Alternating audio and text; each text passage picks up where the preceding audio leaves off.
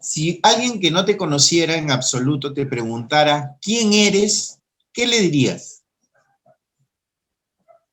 ¿Quién soy?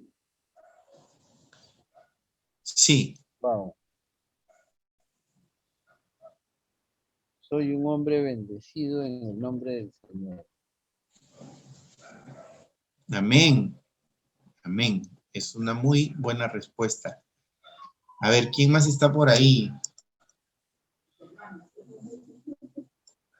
Mi hermana Teresa, mi mamá Teresa, a mi hermana mayor le digo mamá porque también me crió, entonces siempre le digo mamá Teresa. Mamá Teresa, si alguien que no te conociera te preguntaría quién eres, ¿qué le dirías? ¿Ahora me escuchas? Totalmente, mamita. Bueno, alguien que no me conociera y me va a conocer, bueno, me va a conocer en una muy buena etapa de mi vida ahorita, porque soy una mujer bendecida que ya conozco de Cristo, tengo a Cristo en mi corazón, porque si me hubiera conocido antes, ahí sí no sabría qué decir. Yo te conocí antes, mamita. Hubiera sido bendecido, pero hubiera escuchado algunas cosas que no debía. Así es, así es. Trato ya no de decir esas cosas.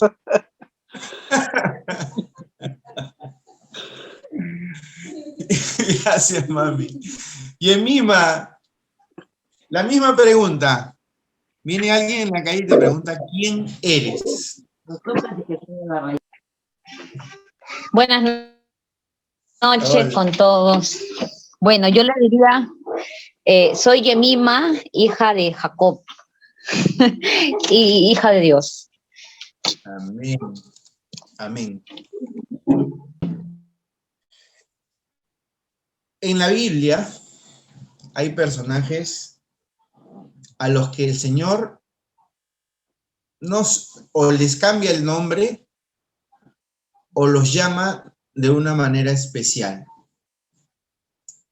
Un ejemplo grande es el de Abraham.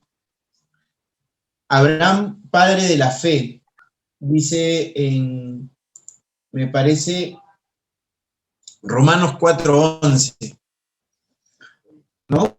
Dice que recibió la circuncisión como señal, como sello de la justicia, de la fe que tuvo estando aún incircunciso. Padre de todos los creyentes no circuncidados, a fin de que también a ellos la fe les sea contada por justicia. Es muy importante esto. Abraham, cuando el Señor le dice lo que va a hacer con él le cree. Así, sin más seña, sin más muestra, sin nada. El Señor le dice, voy a hacer de ti un padre de naciones, y él le cree. Abraham estaba anciano, su esposa también, y el Señor le dice que va a ser padre, que le va a dar un hijo. O sea, no solo que le va a dar un hijo, sino que va a ser padre de naciones. Y Abraham le cree. Y dice, esto le fue contado por justicia. O sea, su fe le fue tomada en cuenta como si fuera justicia, como si él hubiera actuado justamente siempre. Sabemos que sobre la tierra todos cometemos injusticia. En algún momento hemos hablado de la iniquidad. Si ustedes no lo han escuchado, lo vamos a tocar también en estas sesiones. O sea, la iniquidad está presente en nosotros por generaciones. La iniquidad es la injusticia, la maldad de nuestro ser que viene propia, intrínseca en nosotros, que la heredamos incluso. Entonces, esto es injusticia. Y en muchas partes de nuestra vida, como el ejemplo que ponía mi hermana, mi mamá Teresa, decía, uy, si me hubieran conocido antes, ¿no? Porque por mucho tiempo, cuando no conocemos bien lo que Dios quiere de nosotros, cometemos injusticias. Pero cuando creemos, cuando tenemos fe, eso nos es tomado por justicia. Pero Abraham también era conocido como ¿qué? ¿Quién recuerda como qué más es conocido Abraham? Padre de la fe, ¿qué más?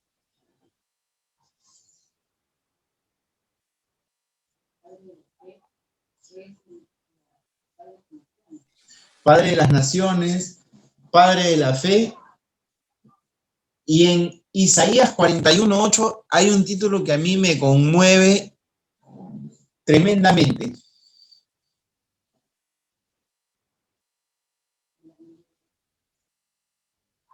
¿Lo lees, Carla? Lo tienes en pantalla ya, ¿no? Ya. Isaías 41:8 dice, pero tú, Israel, siervo mío, eres tú, Jacob, a quien yo escogí, descendencia de Abraham, mi amigo. Descendencia de Abraham, mi amigo. Mi amigo, ¿te imaginas que Dios diga, Teresa, mi amiga, Yemima, mi amiga? O sea, le da un trato de intimidad, de acercamiento. Y no solo lo reconoce como amigo, sino lo trata como tal. ¿Recuerdan cuando Dios se decide por destruir Sodoma y Gomorra? Dice, no le voy a contar a Abraham lo que voy a hacer. O sea, obviamente Dios no necesitaba contarle a Abraham lo que iba a hacer. Pero él dijo, lo voy a hacer padre de naciones, lo voy a ungir y no le voy a contar lo que voy a hacer con esta ciudad. Y porque Dios, como es omnisciente, sabía también que el sobrino de Abraham vivía en Sodoma, y era Lot.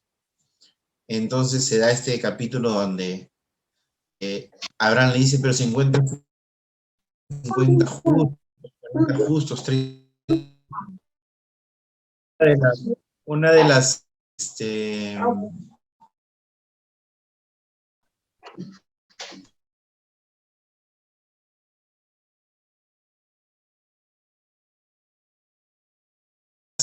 solo que era Lot. Bueno, el Señor le da ese trato de amigo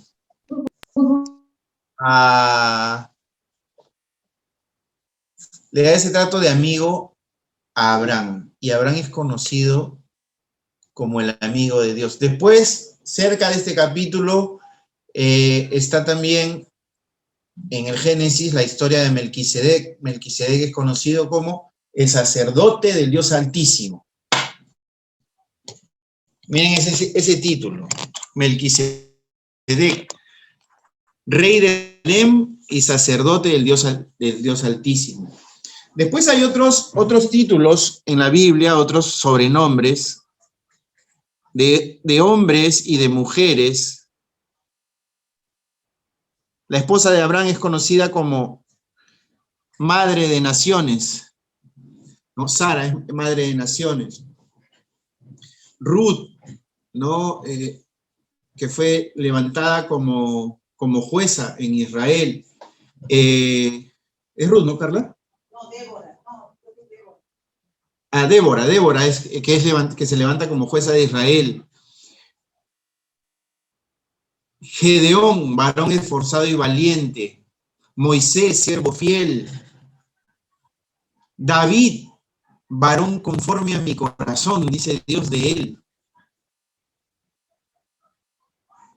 ¿Cuántas cosas, cuántas formas que Dios tiene de hablar de los hombres y mujeres que se acercaron a él, que buscaron intimidad con él? David es conocido, a mí me encanta el ejemplo de David, ya les he contado, porque David es poeta, es músico, es jaranista, es criollo David. David es un salmista, y David cantaba y danzaba para el Señor. Pero David es conocido como el matagigantes, ¿no? Como el menor de su familia. Entonces, pero la identidad más importante que tiene David es ser reconocido por el Señor como hombre, varón, conforme a mi corazón. Y sin importar los pecados gravísimos que había cometido David durante su vida, al final de su vida, el Señor reconoce a David, lo sigue reconociendo como varón conforme a su corazón. Bueno, les hablé de Gedeón, les hablé de José, era el hijo favorito de Jacob. Y esa identidad de hijo favorito le trajo problemas porque le trajo la envidia de sus hermanos. Y fue condenado, fue apartado, alejado, esclavizado, apresado.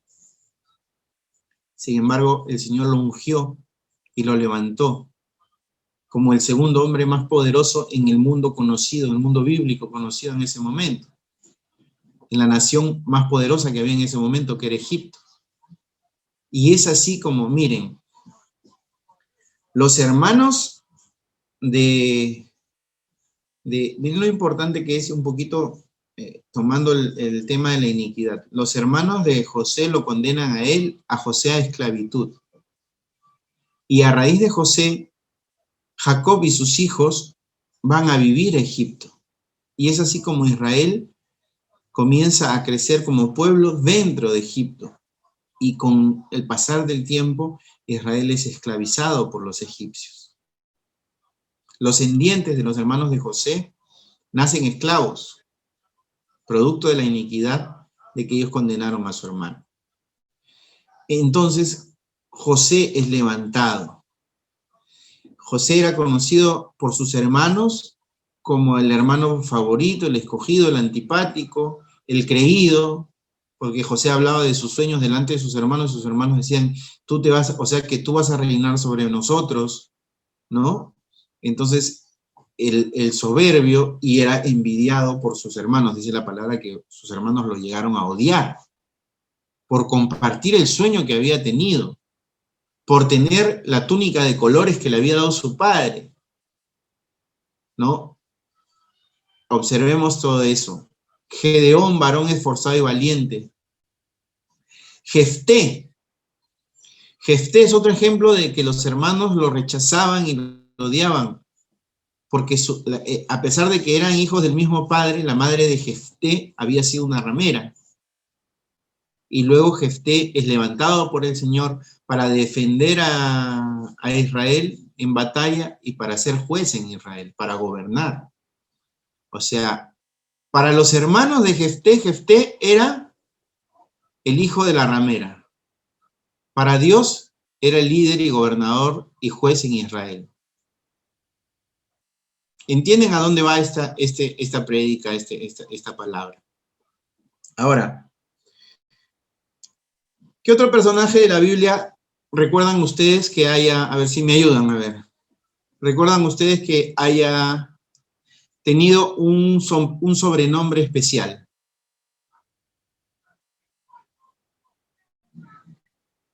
En orden, por favor, no se empujen.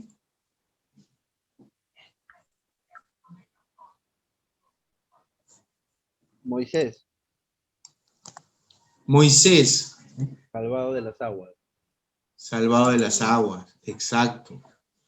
Siervo fiel, le decía Dios a Moisés. Moisés, mi siervo fiel, decía el Señor. Cuando Moisés muere y Dios designa a otro siervo muy fiel, Josué, y valiente, le dicen, ¿no? Ha muerto Moisés, mi siervo fiel, ahora tú tendrás que encargarte de tomar las tierras que yo les he entregado, le dice a Josué. ¿No? Esfuérzate y sé valiente. Josué es otro ejemplo de liderazgo. Ahora, cuando nosotros pensamos en Josué como guerrero, pensamos en un hombre lleno de vigor, en un hombre lleno de fuerza, y Josué ya era un anciano cuando Dios le dio esta encomienda. Ahora, hay identidades en la Biblia más difíciles de entender. ¿Quién sabe quién fue el primer evangelista, al primero al que se le encargó predicar el evangelio en la Biblia? Al que el mismo Cristo mandó a predicar lo que había visto y lo que había hecho.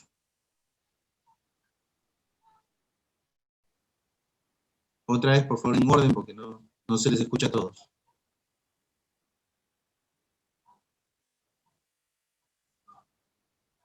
Ya, no se empujen, yo lo voy a decir. El primero al que Jesús envía a compartir lo que él hacía.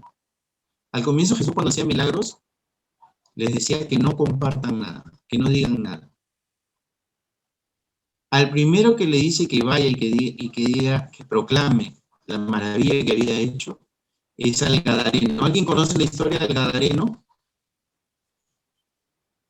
El loco que daba voces, que estaba endemoniado en las costas de Gadara, pues se llama Gadareno. Ni siquiera se conoce su nombre. Sin embargo, cuando Jesús lo libera de los demonios, que dice que, ¿cuál es tu nombre? Le dicen, Legión, responden los demonios. ¿Qué quieres con nosotros, hijo del Dios Altísimo? Le dicen. No. Los demonios reconocen a Jesús. ¿Qué quieres con nosotros? Porque los demonios saben que el día del juicio todavía no había llegado. Pero reconocen la autoridad de Jesús y Jesús le dice, salgan, los bota, los desaloja de aquel hombre. Y los demonios le dicen, pero no nos regreses al abismo, no nos dejes en el desierto. Podemos ir a alojarnos en esos chanchitos que están por allá. Y Jesús les da permiso para que puedan tomar los demonios esa piara de cerdos. Y lo libera al hombre. Cuando lo libera le dice, ve y cuenta lo que has vivido. Entonces el primer al que se le da la gran comisión no es a ninguno de los apóstoles. Es a este hombre que se le conoce como el Gadareno. Ni siquiera se sabe su nombre. Ni siquiera se sabe su nombre. Un día cuando estemos en el reino de Dios, después de ver el rostro del Padre y de adorarlo y de alabarlo y de estar feliz ahí, yo tengo varias preguntas. Una es cómo se llamaba ese hombre. El Gadareno. La mujer samaritana. Hemos hablado aquí de la mujer samaritana que recibe el agua de vida y va inmediatamente a compartir. Aquella mujer samaritana es también de nombre desconocido, sin embargo, es inspiradora hasta de canciones. A veces he contado hasta que hay un vals muy bonito que se llama Mis últimas notas, que dice, sé pues la samaritana, dame de beber. Es un vals romántico, no es una alabanza ni nada de eso, pero esta figura de la samaritana es muy conocida y es una historia real, a diferencia de varias de las historias de las parábolas que cuenta Jesús, que utiliza parábolas, historias aparentemente ficticias para dar una enseñanza. Esta es una cuestión real, ¿no? La mujer infiel a la que casi apedrean es una historia real. Y tampoco se sabe su nombre, porque se le identifica a veces como si fuera María Magdalena, pero la Biblia nos dice que esa mujer se llamara María Magdalena, ¿no? La Biblia dice María Magdalena, la mujer de la que fueron sacados 5 demonios, algo así dice María Magdalena, ¿no? Y la mujer que se arroja a los pies de Jesús, la mujer de mala reputación que se arroja a los pies de Jesús, tampoco la Biblia dice su nombre, pero es tal vez uno de los ejemplos más inspiradores que tiene la Biblia. Y no se sabe su nombre, pero se conoce su identidad. Y ahí vamos dándonos cuenta de la diferencia que hay entre el nombre de una persona y la identidad de una persona. María, Marta y Lázaro eran amigos de Jesús. Jesús iba a su casa. Jesús iba a la casa de María, Marta y Lázaro, no a hacer labor ministerial, no iba a predicar, no iba a hacer milagros, señales, iba a compartir con sus amigos. Era como que Jesús cansado del trajín que era cumplir con su ministerio, dice, bueno, vamos a pasarnos un relajo donde mis amigos María, Marta y Lázaro. Ustedes lo amaban a Jesús. Y obviamente donde entraba Jesús es que estaba la presencia de Dios ahí, no es que no iba a predicar, porque cualquier palabra que saliera de la boca de Jesús los bendecía. Pero Jesús iba a compartir con ellos como amigos. Cuando María decide quedarse a los pies de Jesús y Marta, renegando y poniéndose a hacer las cosas, los afanes para atender a Jesús, convengamos que los dos son actos de amor. Marta estaba mostrando que amaba a Jesús también porque lo quería atender, quería desvivirse por atenderlo. Pero María estaba disfrutándolo. Y Marta se molesta por eso. Y Jesús le dice, ella ha hecho lo correcto. Yo vengo para compartir, para estar con ustedes. Y ahí es donde aprendemos que si bien es importante servir a Dios, más importante que servir a Dios es tener intimidad con Él. Pasar tiempo verdadero, de calidad, de abrir nuestro corazón a Él. Escucharlo, sentirlo.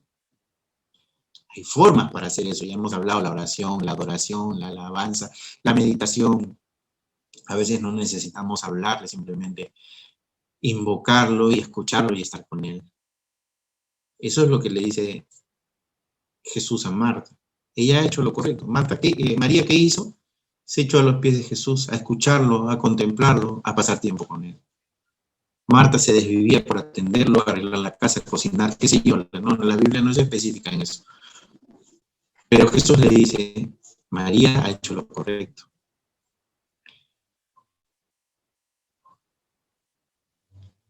La palabra nos dice en Juan 3:16, tanto amó Dios al mundo que dio a su Hijo unigénito, para que todo el que en Él creyera sea salvo, mas tenga vida eterna.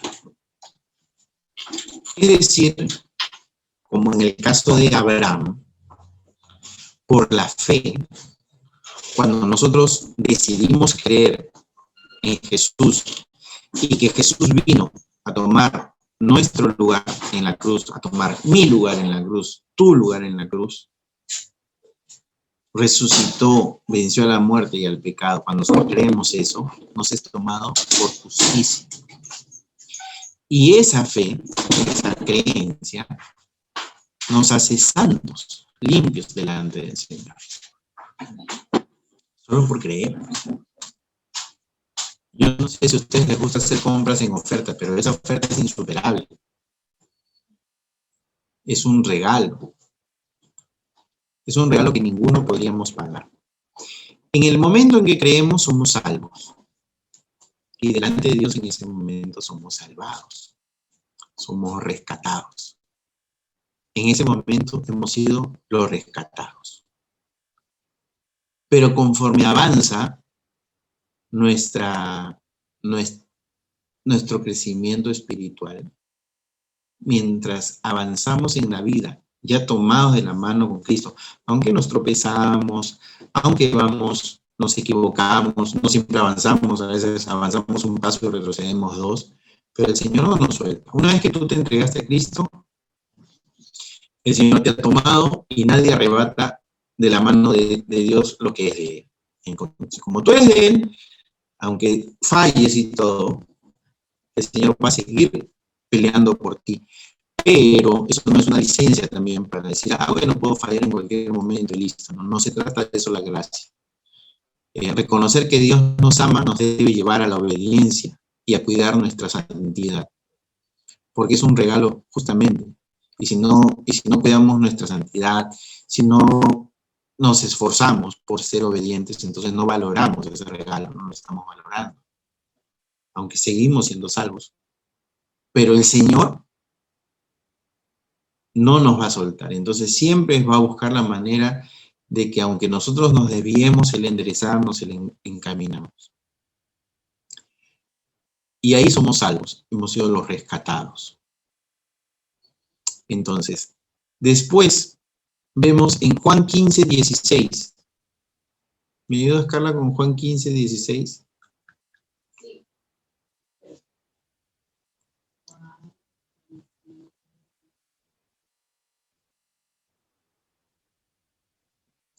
Alguien que lo lea, por favor.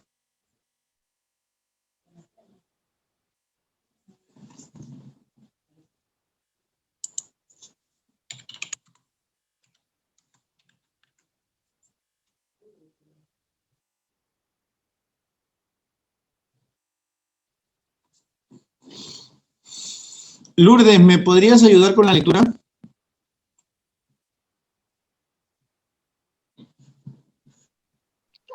Sí, a ver, dice, no me elegisteis vosotros a mí, sino que yo os elegí a vosotros, y os he puesto para que vayáis y llevéis fruto, y vuestro fruto permanezca, para que todo lo que pidiereis al Padre en mi nombre, Él os lo dé. Perdón, me salté un poquito. Es Juan 15:16. 15. Sí, yo me salté, di mal la cita. Es Juan 15, versículos 15 y 16. A ver.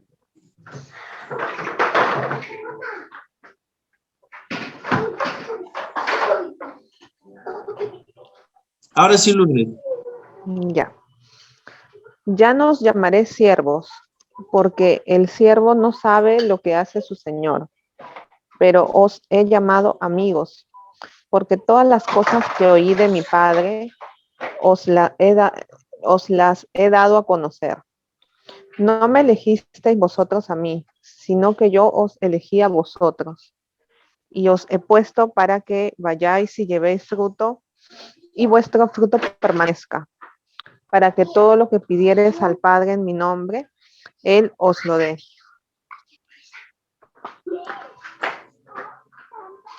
Amén.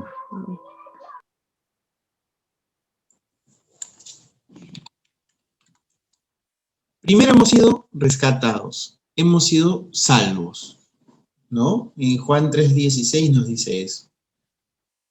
Pero ahora el Señor nos dice, ya no los llamaré. Luego de ser rescatados nos hacemos siervos de Dios. Servimos, así como sirvió Moisés, así como sirvió Jefté, así como sirvió Josué. Somos siervos. Pero ahora Jesús, con el avanzar del tiempo, nos dice, yo los he elegido, ya no los llamaré siervos, porque el siervo, por cierto, no sabe lo que está haciendo su patrón, su amo. El siervo solo obedece, pero dice que el Señor les revela y nos revela las cosas que está haciendo. Una de las cosas más hermosas que tiene vivir el tiempo de la gracia es la revelación.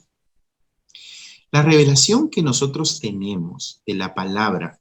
En primer lugar, cuando hablamos de revelación, muchas veces, por lo menos en mi cabecita, yo lo pensaba como en las películas bíblicas, ¿no? Que una luz viene así, te deslumbra, y de pronto en tu cabeza o comienzas a tener unas visiones de lo que Dios te está mostrando, y ves el futuro, ves el pasado, ves todo, y es una cosa así como que mágica, cinematográfica, hollywoodense. Pero en primer lugar, no tenemos en cuenta que, por ejemplo, tener una Biblia en la mano es tener la revelación. Tener todo el Pentateuco, todo el Antiguo Testamento, el Nuevo Testamento en tus manos es haber recibido revelación. ¿Por qué decimos esto? En los tiempos bíblicos, las personas comunes y corrientes como nosotros, el pueblo, y menos aún los gentiles, porque me parece que entre nosotros no hay ningún judío descendiente sanguíneo de Israel, no tenían acceso a la palabra. Ni siquiera los propios judíos tenían acceso directo a la palabra. Solo los sacerdotes podían leer la palabra tenían los rollos, o sea, se imagina, nosotros tenemos la bendición de tener la Biblia y no sé cuántas versiones de la Biblia metidas en el celular. Pero aun cuando no había celular, por lo menos teníamos la Biblia en nuestras manos, la Biblia latinoamericana, la Biblia Reina Valera, la Biblia, las versiones de la Biblia que solían haber en las casas, Biblias con letras grandotas, Biblias con letras chiquitas, Biblia de bolsillo, Biblia de estudios, Biblia comparativa, Biblia con idiomas. Tener la Biblia en la mano es una forma de revelación. ¿Por qué es una forma de revelación? Porque están todas las escrituras que el Señor ha querido que lleguen a nosotros. Orar, adorar y leer la palabra trae revelación. Porque cuando nosotros oramos en comunión con el Espíritu, en contacto con Dios, entramos en contacto con Él y leemos la palabra, tenemos un entendimiento que no tenemos en nuestro entendimiento humano, por más inteligentes y estudiosos que seamos. Ahí hay revelación. Hay revelación cuando tú lees, te aprendes un solo versículo de la Biblia, pero lo crees con todo tu corazón y lo aplicas y vives y predicas a todo el mundo solo con ese versículo de la Biblia. Y tú dices, esta señora se sabe un solo versículo de la Biblia, pero ves la vida de esa persona que se sabe un solo versículo de la Biblia, pero tú ves la mano de Dios en su vida. Tú ves a Cristo en su vida, en su hablar, en su caminar, en su actuar. Eso es revelación. Entonces, el Señor te revela sus planes, te revela lo que va a hacer. Entonces dice, ya no te voy a llamar siervo, porque si te da revelación, ya no eres un simple siervo. Convengamos que nosotros vamos a seguir sirviendo a Dios, pero ya no servimos en la relación esclavo-amo, y no porque nosotros nos podamos poner al nivel de Cristo, sino que Él nos llama ahora amigos. ¿Se dan cuenta de esto? Amigos. Pero hay algo más. Dice la palabra que a través de Cristo somos hechos hijos, ¿no? Me arroyo.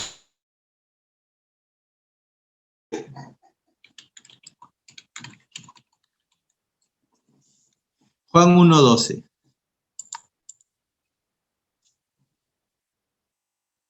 Por cierto, ya que hablamos de entidades y de sobrenombres, Juan, el apóstol, era conocido como el discípulo amado o el discípulo que más amaba a Jesús. ¿No? Miren qué hermosa forma de referirse, el discípulo amado. ¿Quién se anima a hacer la lectura? A ver, yo. Adelante, mi hermano. Juan 1:12. Correcto. Mas a todos los que les recibieron, a los que creen en su nombre, le dio potestad de ser hechos hijos de Dios. ¿Quién no le podría dar la gloria al Señor teniendo la revelación de esta verdad? Esta verdad, conocerlo ya es un regalo. Vivirlo. O sea, en Juan 3:16 dice, todo el que creyera en él, en el Hijo de Dios, sea salvo, mas tenga vida eterna. Y con eso, es decir, nosotros conociéramos solo ese versículo y Dios nos revelara solo esa verdad, tendríamos razones de sobra para vivir todos los días y horas de nuestra vida dándole gracias, sirviéndolo y honrándolo. Pero el Señor no se queda ahí. No se queda en solo salvarnos. Miren, decir solo salvarnos me suena tan mezquino, porque suena como si la salvación fuera algo así, que gracioso, que, bueno, no. Es algo maravilloso, porque si no fuera por la salvación, por la paga de nuestros pecados, nuestra condena sería la muerte en la eternidad, no solo la muerte, porque sabemos que si no viene Cristo antes, este cuerpo va a dejar de respirar, va a dejar de latir este corazón y este cuerpo va a morir. Pero nosotros morimos en Cristo, con la certeza de que vamos a resucitar cuando Él venga. Esa salvación es un regalo infinito, inmenso, tremendo, que no lo podemos lograr por medio de la ley, porque dice, por la ley somos condenados. ¿Y por qué somos condenados? Porque no podemos, nuestra naturaleza pecaminosa nos impide cumplir completamente la ley. Por eso dice Cristo a los fariseos, ponen cargas a los gentiles que ni ustedes mismos pueden soportar, que ni ustedes mismos pueden cumplir.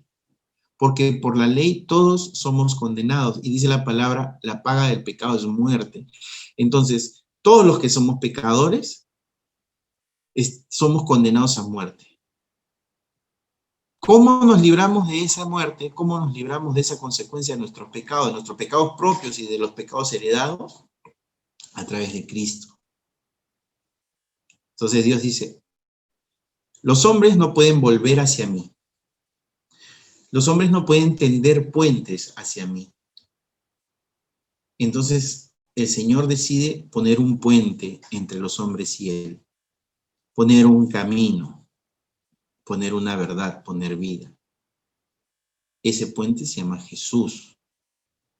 Ese es nuestro sumo sacerdote y abogado delante del Padre. Así es llamado Jesús también. Sumo sacerdote, abogado. Abogado tenemos, dice Pablo, delante del Padre. Entonces, nosotros somos salvos y a raíz de esta salvación, el Señor nos permite servirle, nos hace sus amigos y dice, nos da potestad. Potestad significa derecho. Derecho, o sea, yo he estudiado derecho, ¿ya? En el derecho humano, en el derecho universal, mundano, no hay algo comparable. Porque alguien que no es hijo no puede reclamar ser hijo por creer en el que sí es hijo. ¿No? Es como que yo a mis amigos los traiga a casa y diga, bueno, desde ahora ustedes son hijos de mi papá. Eso es lo que hace Cristo con nosotros, eso es lo que hace el Padre con nosotros. Todos los que se acerquen y le crean a mi hijo, van a ser hechos hijos míos. Entonces, esto nos salva también, esta verdad también es una revelación muy importante, porque en el mundo y en la tradición religiosa, ¿qué nos dicen? ¿Qué nos dice el mundo? Todos somos hijos de Dios. Pero la Biblia no dice eso, esta palabra no dice eso. Quienes nos acercamos a Cristo, quienes creemos en Cristo, somos hechos hijos de Dios. Antes de ser hechos hijos de Dios, entonces, ¿qué éramos? Éramos criaturas, creación de Dios. Diferente, ¿no? Diferente, muy diferente. Yo tengo 2 hijos. No tengo la capacidad de crear personas. Tengo 2 hijos hermosos con los que Dios me ha bendecido. Después, ¿qué cosa he creado? Bueno, le he creado problemas a mi mamá, que está por ahí. He creado una que otra poesía, pero esas no pueden ser mis hijos o hijas. En cambio, el Señor, en su inmenso poder, en su divina misericordia y en su infinito amor, a sus criaturas le da la posibilidad de ser hechos hijos, con todos los derechos que eso implica, con herencia, con bendición, con identidad. Identidad.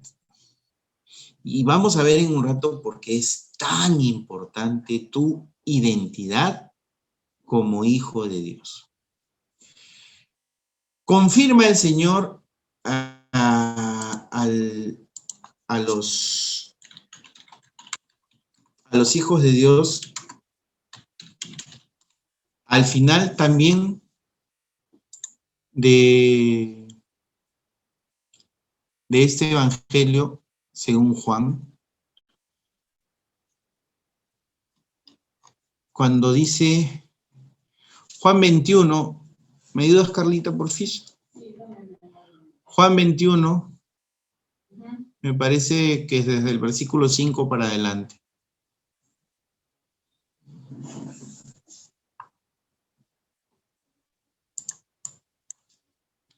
Hoy día hemos compartido solo con el Evangelio de Juan. Así para los que decían que, como decíamos hace un rato, que tenemos poca Biblia. Estás en Reina Valera, ¿verdad? No. Voy a leerlo yo mismo.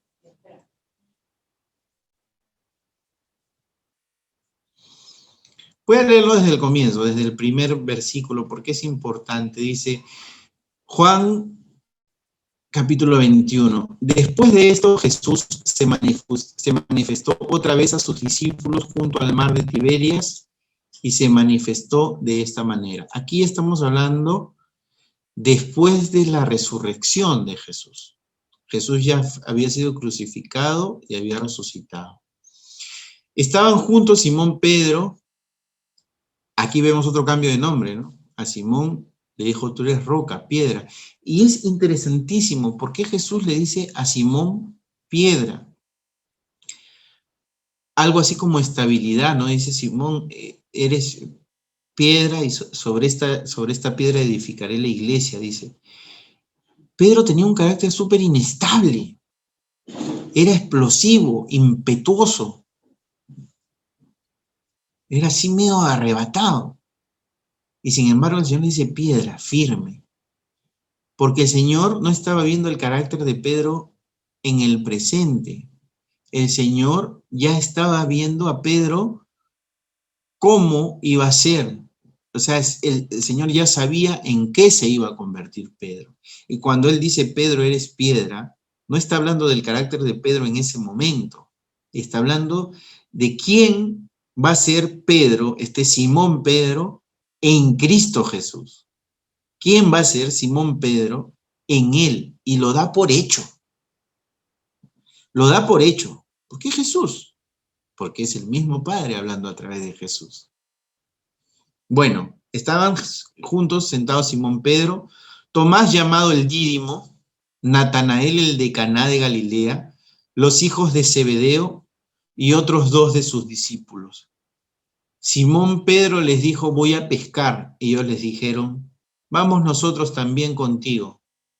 Fueron y entraron en una barca y aquella noche no pescaron nada. O sea, ellos estaban en un momento que si bien el Señor ya se había aparecido, estaban como que desmoralizados, porque no tenían a Jesús con ellos. Entonces ellos estaban como, sí, ya lo vimos al Señor, pero ahora ¿dónde estará?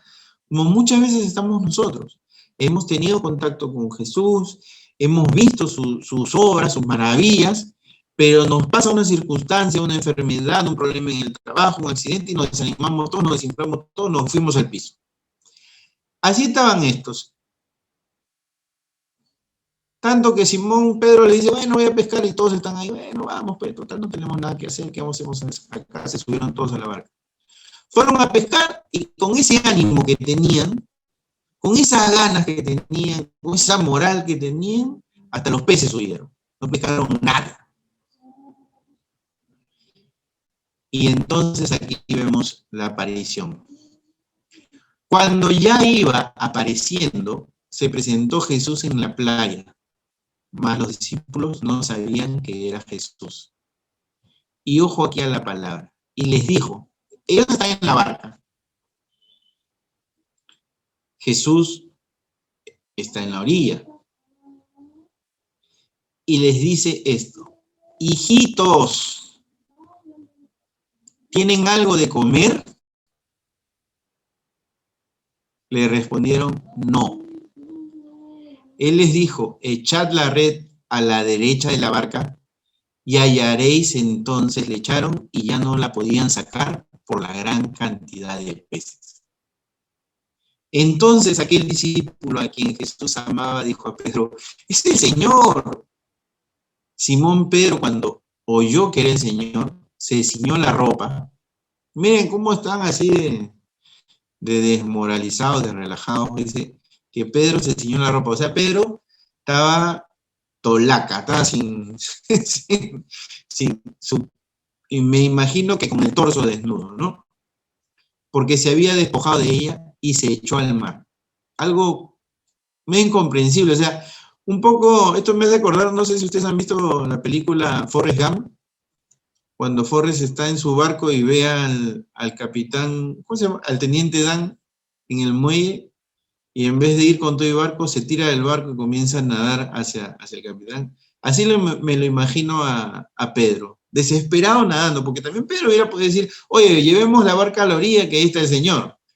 Pero no, dice, se puso la ropa para tirarse al agua y nadar hasta donde estaba Jesús. Y los otros discípulos vinieron con la barca arrastrando la red de peces, pues no distaban de tierra sino como 200 codos. No especifica aquí, Juan 21, mamacita, Juan 21, versículos 7, ya estoy, 7 y 8. Arrastrando la red de peces, no distaban 200 codos, un codo puede ser 80 centímetros, o sea, casi un metro. O puede ser 60 centímetros también, porque se habla de codos medianos, codos grandes, codos pequeños. 200 codos sería algo así como 120 metros, 130 metros, una cuadra, convengamos así, a esa distancia. Esa distancia hizo Pedro, se ve que era buen nadador también, ¿no? Al descender a tierra vieron brasas puestas y un pez encima de ellas y pan. Jesús les dijo, traed los peces que acabáis de pescar. O sea, Jesús les estaba preparando la comida. ¿Se imaginan esa comida? El mismo Jesús cocinando para ti, cocinando para que tú comas. No sé, yo no puedo leer esto sin conmoverme tanto, me emociona mucho. A mí me gusta cocinar, pero acá, y me gustaría, recuerdan que hicimos una dinámica una vez de preguntarle qué harías con Jesús, a mí me gustaría mucho cocinar algo para Jesús. Pero acá Jesús está cocinando para ellos. Dice, subió Simón Pedro y sacó la red a tierra llena de grandes peces. 100 no se rompió. O sea, Jesús mostrando su poder así a toda máquina, en todo. Les dijo Jesús, venid, comed, y ninguno de los discípulos se atrevía a preguntarle, ¿tú quién eres? Sabiendo que era el Señor. Ellos ya sabían quién era. Vino pues Jesús y tomó el pan y les dio, y asimismo el pescado. Esta era ya la tercera vez que Jesús se manifestaba a sus discípulos después de haber resucitado de los muertos. Pongamos atención en el caso de Pedro. Pedro había traicionado a Jesús, ¿no? Después de decirle, esto no te acontezca, nosotros te defenderemos, iré contigo hasta la muerte, Señor.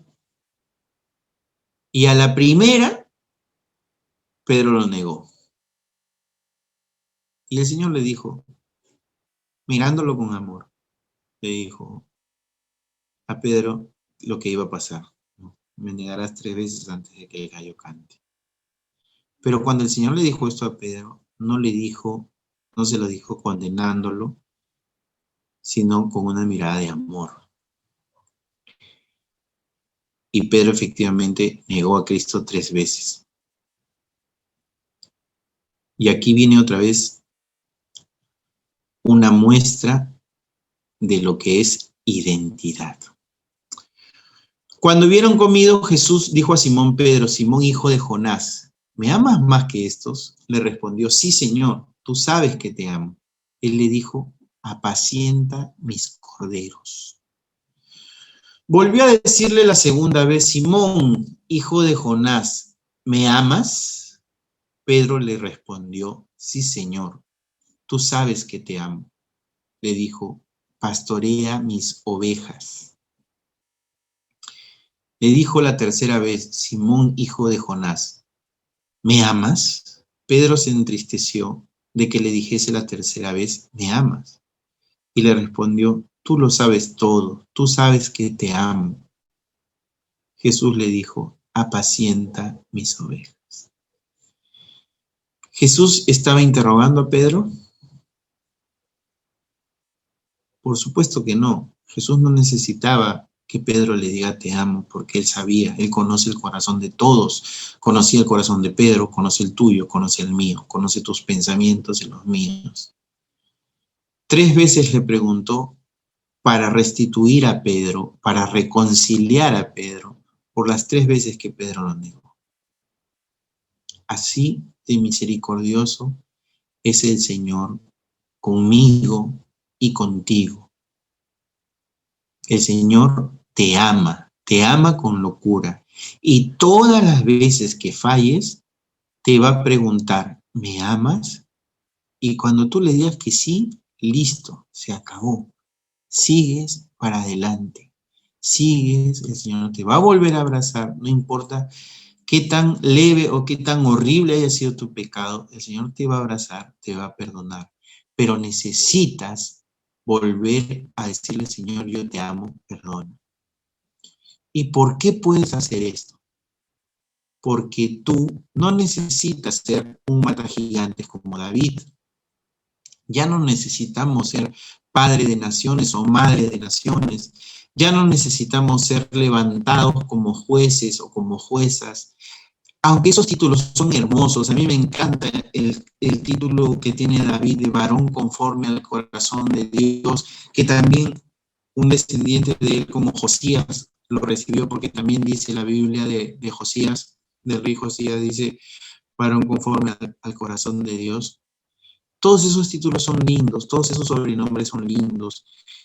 Es hermoso que el Señor se refiera a Abraham como su amigo. Es hermoso que el Señor, por ejemplo, le diera a Salomón el título de no habrá hombre más sabio que tú antes ni después, ¿no? Entonces nosotros relacionamos a Salomón con sabiduría. Es hermoso el título que le da a Jefté, ¿no? A Gedeón, perdón, varón esforzado y valiente. Pero el título que tú tienes es que tú eres hijo, hijito de Dios. Así te habla el Señor, hijo, hija. No necesitas más título. Tu identidad está construida delante de Dios. No importa, en verdad, después de conocer esa verdad, ni siquiera tu nombre va a ser tan importante. Perdona que lo diga así crudamente. Tu nombre va a ser lo menos importante, porque delante del Señor tu identidad es ser hijo, hija de Dios. Así te ve el Señor, hijita. Y te ve como un hijito pequeño, como una hijita pequeña. Pero no nos podemos quedar pequeños espiritualmente. Tenemos que ir creciendo porque la palabra dice, ¿no? Hasta la plenitud de Cristo, ¿no? Hasta la estatura de la plenitud de Cristo. Así debemos crecer nosotros. Ese es el plan que tiene el Señor para nosotros. Entonces, cada vez que tú falles, cada vez que tú te sientas con dudas, el Señor te va a decir, no te va a decir, oye, ¿qué hiciste? Oye, pídeme perdón. Esa no es la pregunta que te va a hacer el Señor. Te va a hacer la misma pregunta que le hizo a Pedro. ¿Me amas? Y por más indigno, por más impuro, por más injusto que tú te sientas, el Señor no te va a preguntar, oye, ¿eres bueno? Oye, ¿qué sabes hacer? Oye, ¿ahora qué vas a hacer? No, el Señor solo te va a preguntar, ¿me amas? Y en el momento que tú digas, sí, Señor, te amo, así como eres, renegón, inestable, no sé cuál sea las características que componen tu temperamento, tu carácter, pero así como eres, el Señor te ama y te ama con locura. Y quiere estar contigo. Quiere que tú le hables, quiere escucharte, pero más allá de escucharte, quiere sentir tu corazón, quiere sentir que tú le entregas tu corazón. Y cuando decimos esto, debemos desechar todo el misticismo. ¿Ya? El misticismo no es entregar tu corazón, es un momento de oración solemne, ritual, y el Señor no quiere eso. El Señor quiere que tú entregas tu corazón y decirle al Señor, Señor, estoy molesta, estoy molesto, estoy enojado, estoy triste, estoy alegre. Sea como estés en el momento en que tú le hablas a Dios, le tienes que decir, Señor, estoy así. No porque el Señor necesite conocer cómo está, porque el Señor ya lo sabe. El Señor conoce tu corazón y tus pensamientos. Lo que necesitas es que tú te entregues sinceramente, que hagas la oración más sincera y descarnada posible. No necesitas grandes palabras, no necesitas acercarse, oh Señor Todopoderoso, no sé, eterno, y todo. No, tú tienes que decir, papá, papá, porque ahí sí dice la palabra, Abba, Padre, Abba significa papá, papi. Abba es la palabra hebrea para decir papi, ni siquiera para decir padre. Por eso en la Biblia dice Abba, Padre. Si no, pareciera que es una repetición, pero Abba es un término familiar. Es la forma en que un niño hebreo le dice a su padre papi. Así quiere el Señor que tú le hables. Ya nosotros reconocemos al Señor como Dios el Altísimo, el Todopoderoso, reconocemos eso, pero no nos podemos conformar con eso, con solo decir, Señor, te reconozco como que Dios Todopoderoso que estás en los cielos. No, tú tienes que correr a sus pies y decirle, papá, papi, te amo, como un niño pequeño, como una niña pequeña le dice a su papá. Y el Señor se está derritiendo en este momento por escuchar de tu boca esa palabra, papi. Yo sé que en la Biblia dice también a las mujeres, tu creador es tu hacedor, ¿no? Tu esposo es tu hacedor. El Señor tiene una relación, ¿no?, de esposo con su iglesia en conjunto, pero contigo de forma personal tiene una relación de padre. Es tu padre, es tu papi.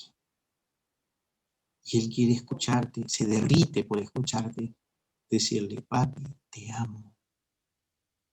Es todo lo que el Señor quiere escuchar de tu boca. Papi, te amo. Lo demás, todas tus oraciones, todos los anhelos de tu corazón, van a venir después de que tú logres entender que tu identidad es esa. Eres la hijita, la niña, eres el hijito, el niño de Dios. Esa es tu identidad. Ya no necesitas matar gigantes, ya no necesitas hacer grandes sacrificios, no necesitas hacer nada para agradar a Dios, porque Dios te ama con locura, te amaba con locura antes de que seas concebida, concebido, ya te amaba con locura. No necesitas hacer nada, lo único que necesitas es decirle, papi, te amo. Esa es tu identidad y no debes sentirte avergonzado, avergonzada de ser un hijito de papá, una hijita de papá, porque eso eres. Consecuencia de ese amor va a venir a ti la obediencia, la revelación, el servicio, todo lo que hacemos, pero todo comienza por tu identidad. ¿Quién eres? Eres hija, eres hijo del que creó el universo, los cielos, las tierras, puso las aguas en sus cauces. Tú eres su hijo, su hija. Esa es tu identidad. Tú eres María Teresa, la hija de Dios. Luis, el hijo de Dios. Ruth, la hija de Dios. Joana, la hija de Dios. Lourdes, hija de Dios. Yemima, hija de Dios. Juana, hija de Dios. Caterine, hija de Dios. Carla, hija de Dios. Gabriel, el hijo de Dios que ahora les está hablando. Entonces, tú tienes que correr hacia esa verdad. La verdad de que tu identidad está construida a partir de que eres un hijo, una hija de Dios. Todo lo demás va a ser lo que el Señor va a poner a ti. De repente el Señor te va a poner algún sobrenombre, te va a llamar en algún momento de alguna manera, ¿no? Yo tuve una experiencia muy bonita hace algún tiempo en la que yo estaba por comenzar una reunión, ¿no, Carla?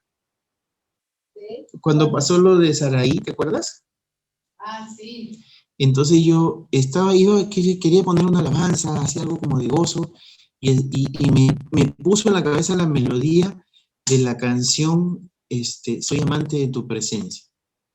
Entonces dije, bueno, voy a poner Soy amante de tu presencia. Y cuando puse la canción Soy amante de tu presencia, me vino el nombre de Saraí, pero así bombardeando en mi cabeza. Yo no estaba pensando en ella, nuestra hermanita Saraí, bueno, no está conectada ahora, pero era una cosa así que era, a veces, ya me ha pasado 2 o 3 veces que cuando el Señor, creo que el Señor sabe que soy un poco distraído o un poco trequito, entonces me repite y me repite así las cosas con bastante energía, y me puso en la cabeza, tanto que creo que la llamamos a Saraí, ¿no? Se conectó a Saraí, no sé. Sí, le enviamos un audio y una oración, ¿verdad? En ese momento oramos por ella y el Señor me decía, Saraí, la amante de mi presencia. Y cuando Saraí recibió esta palabra, se conmovió tanto y a eso, para estar en contacto con Él, para amar su presencia, anhelar, ella estaba poniendo su oración para que Dios le ponga anhelo de su presencia.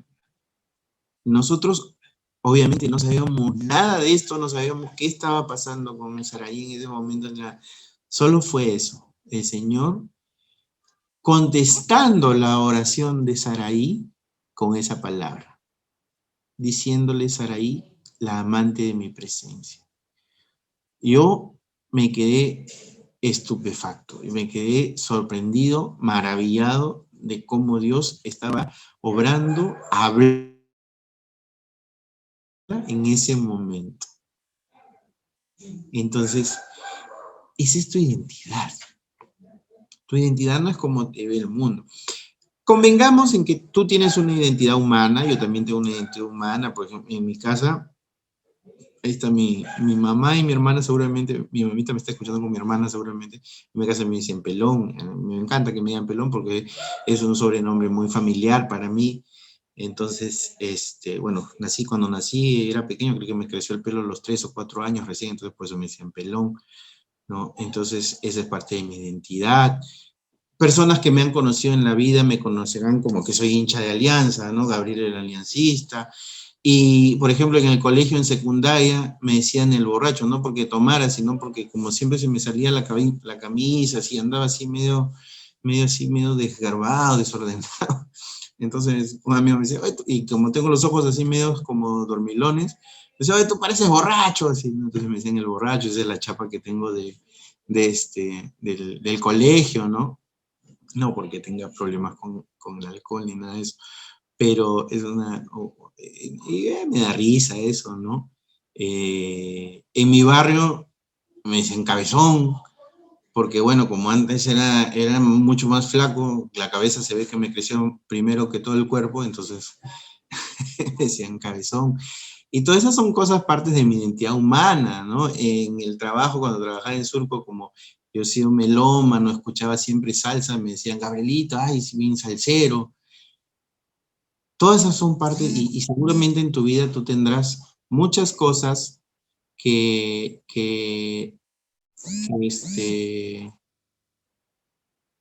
que componen tu identidad. Y también cosas negativas seguramente. También seguramente hay personas que pueden haber echado iniquidad sobre ti.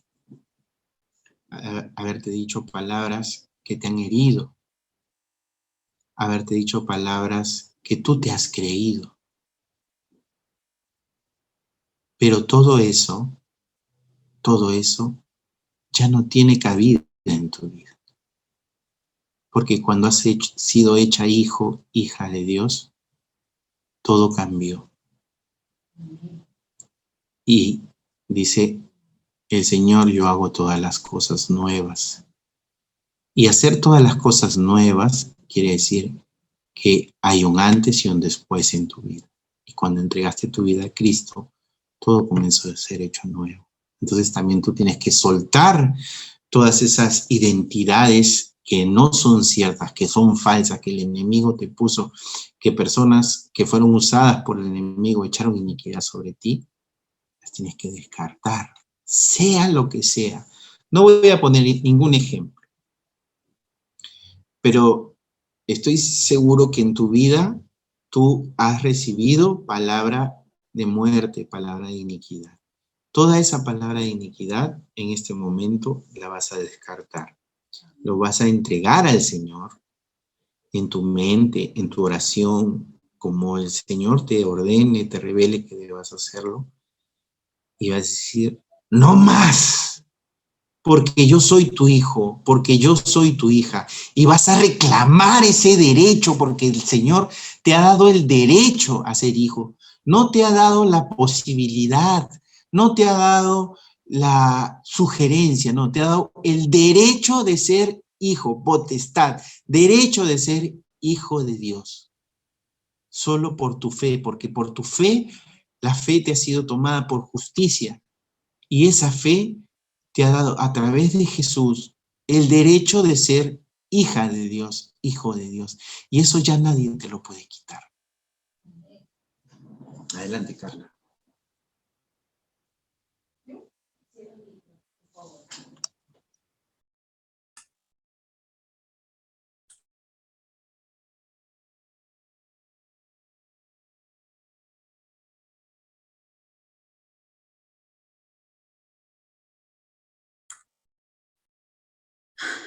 Gloria a Dios por este hermoso mensaje.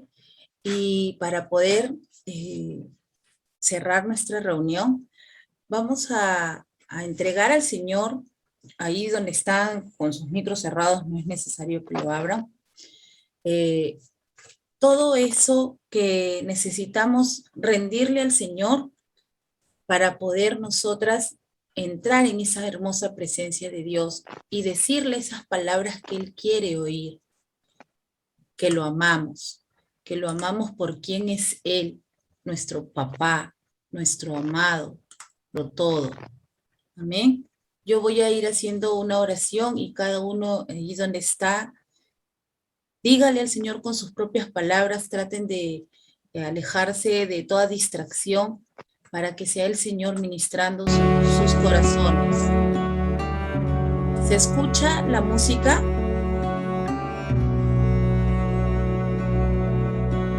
Sí, Carlita. Sí. Gracias, Sí. muchas gracias. Uy, Dios, se fue. A pesar de mi fragilidad. Gracias, Señor, por esta noche. Te damos gracias, Señor, porque hoy nos has hablado y nos has hecho saber que somos tus hijos. Gracias, amado Padre, porque sabes que aún siendo débiles, que aún fallando, tú nos sostienes, tú nos tomas en tus brazos, Señor. Gracias, Padre, porque nunca nos sueltas, porque no nos dejas solos. Gracias, amado, porque siempre nos tienes en tus manos como tus niños, como tus hijitos. Te damos gracias, papá. Gracias, Señor.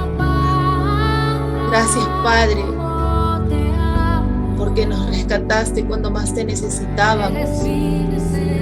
Gracias, papá, porque porque aún en medio de toda adversidad fuiste corriendo por nosotros y nos sacaste de ese lodo, Señor, mi papá bello.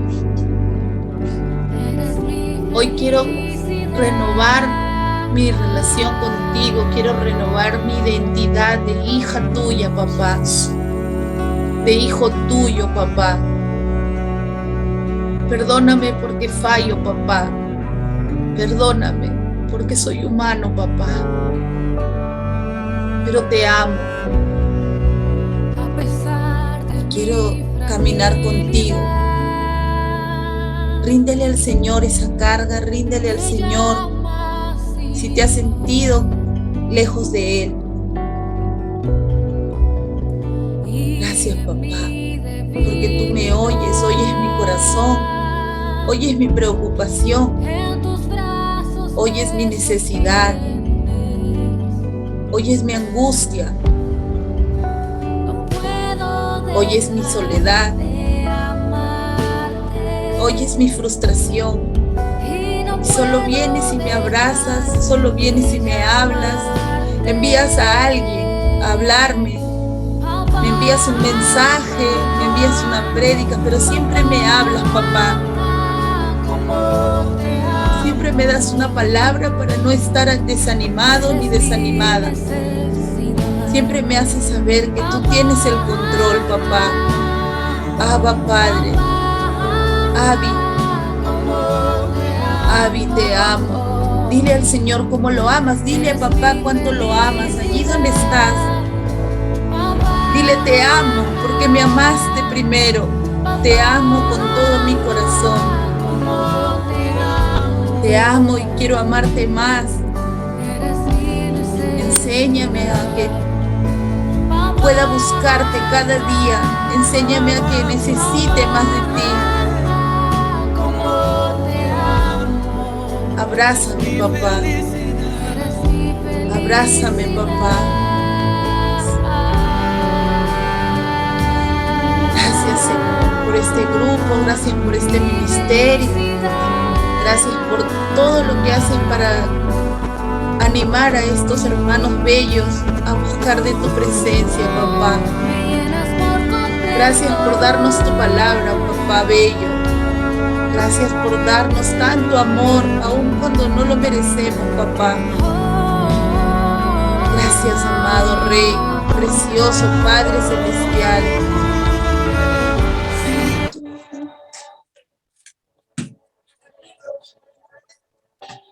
Gracias, Señor. Gracias, Señor, Padre amado. Gracias, papá. Gracias, papá.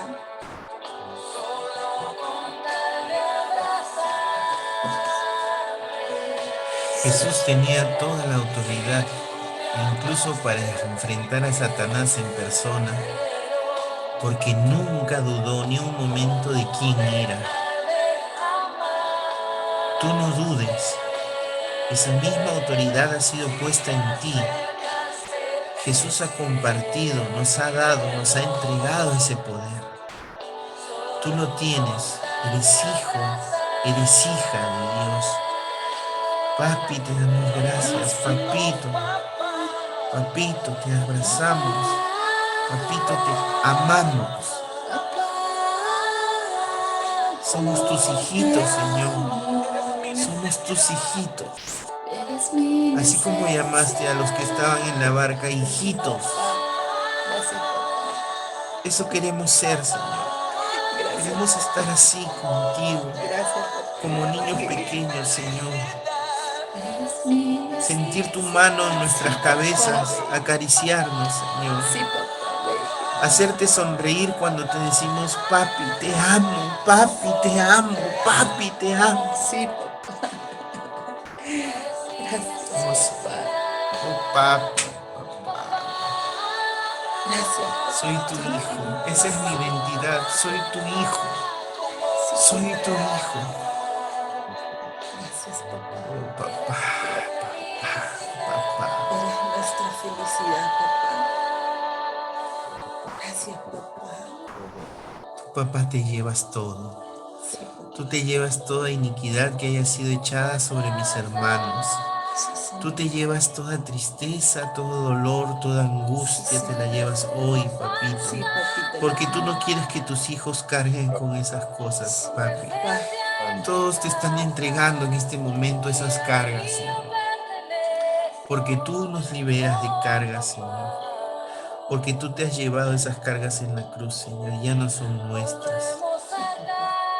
Cualquier forma negativa en que nos hayan llamado, cualquier palabra de muerte, cualquier iniquidad que haya sido echada sobre nosotros, Señor, tú te la llevas. Sí, papá. Tú te la llevas y pones paz, pones justicia, Señor, sobre nosotros. Pero no justicia de hombres, Señor, sino tu justicia que es misericordia, Padre Santo. Oh, papá, qué bueno eres, qué bueno eres, qué bueno eres, papá. Qué bueno eres, Gracias, papá. Bello. Qué hermoso eres, papá. Gracias, papá. Hermoso eres, papá, y es hermoso estar contigo.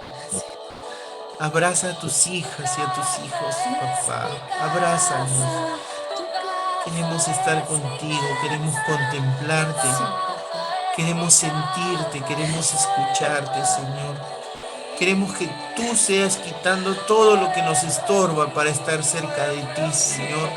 Todo lo que nos impide, nos aleja, nos estorba. Cualquier cosa que te desagrade, tú la quitas, Señor, para que podamos estar cerquita de ti, pegaditos a ti, Señor. Sí, papá. Gracias, Señor. Gracias, papá.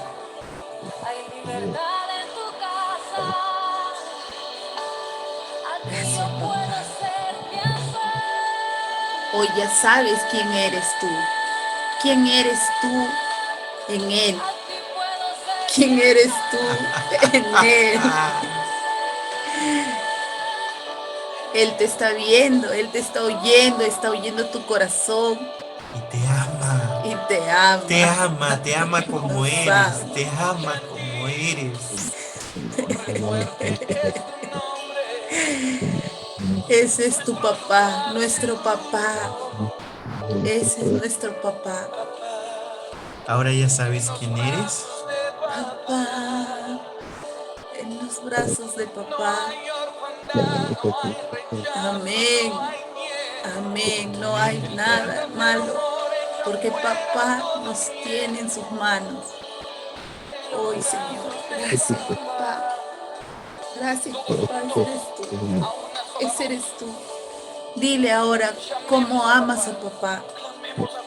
Dile cuánto le amas. Dile sí, con familiaridad. No necesitas solemnidad, no necesitas ritual. Solo necesitas decir, papá, te amo. Papi, papi, te amo. Papá, gracias, papá. Te adoramos, papá. Eres bueno, papá. Gracias, papá, porque eres bueno.